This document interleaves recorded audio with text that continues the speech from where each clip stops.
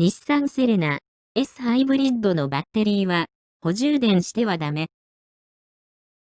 ご存知、セレナとは日産自動車が販売している国内でも代表的なミニバンです。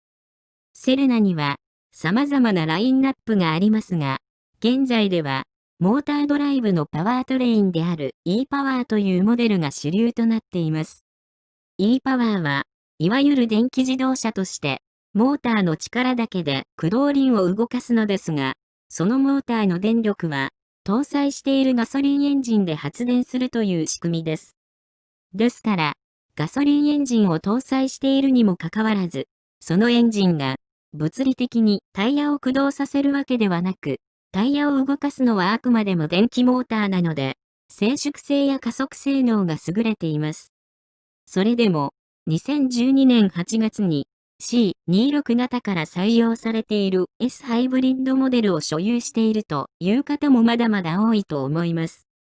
S ハイブリッドモデルには、電気モーターによるエンジンアシストやアイドリングストップといった機能があり、それらを実現させるために、バッテリーを2つ搭載しています。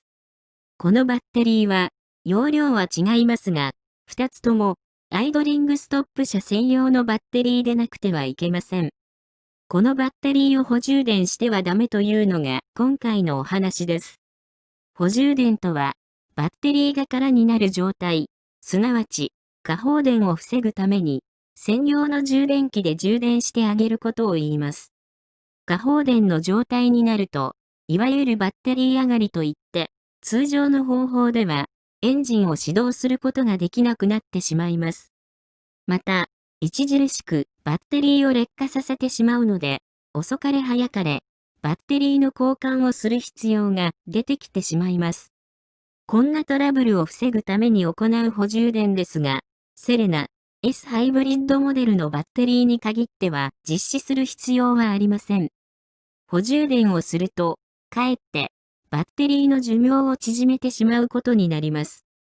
S ハイブリッドのバッテリーは、ただでさえ販売価格が高く、しかも2つも必要です。そんなバッテリーにする必要のない補充電をしてダメにしてしまってはもったいないです。S ハイブリッドモデルには、エコモーターという技術が採用されています。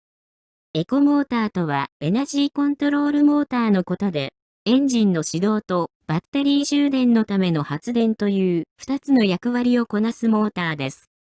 このエコモーターは、通常のオルタネーターの発電にエネルギー改正能力を加えることで、強力な充電能力を発揮することができます。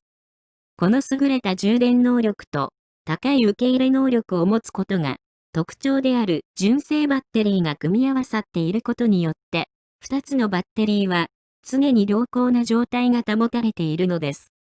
バッテリーは過放電になるとサルフェーション現象によりへたってしまいますが、それよりもバッテリーの寿命を縮める一番の原因は充電のしすぎ、つまり過充電です。過充電の状態が続くと、バッテリー液から酸素や水素が抜けていくガッシングという事象が起こります。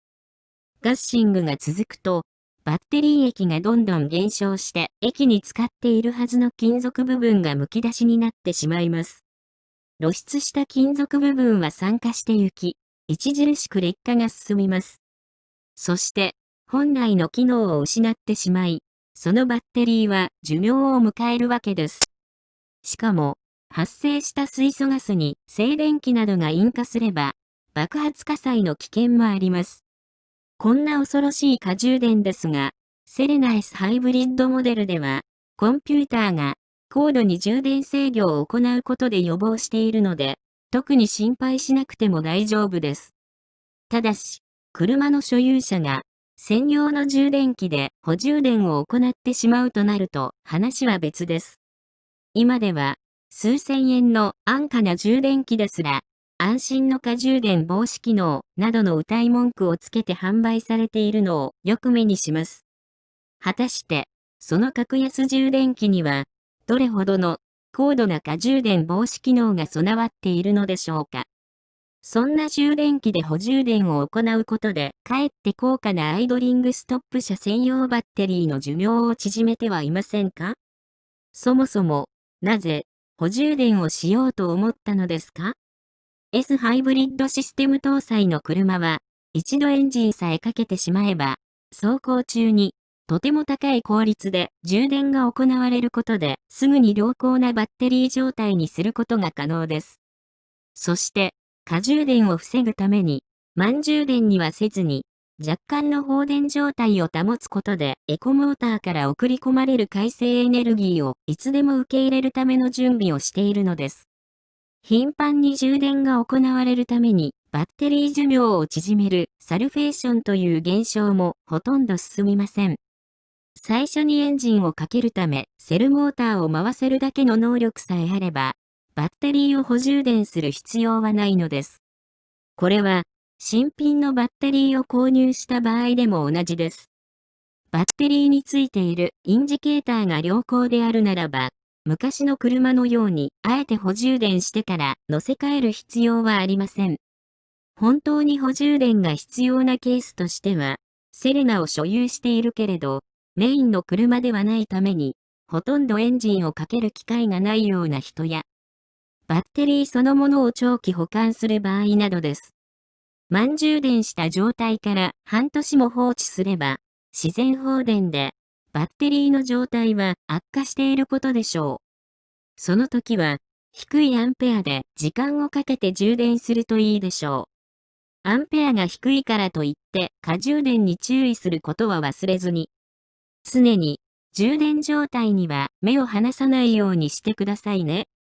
また、バッテリーは充電することによって、電解液中の水分が蒸発して、少なからず液量は減ります。それは、専用の充電器でも、オルタネーターによる充電でも同じことです。バッテリー液が減ったら、精製水を補充して、金属部分の露出を防ぎましょう。ちなみに、電解液中の硫酸成分は蒸発しませんので、補充するのは、精製水だけで十分です。純正のバッテリーであれば、サルフェーションさえ起こしていなければ、電解液の管理だけで、10年以上は交換せずに維持できることでしょ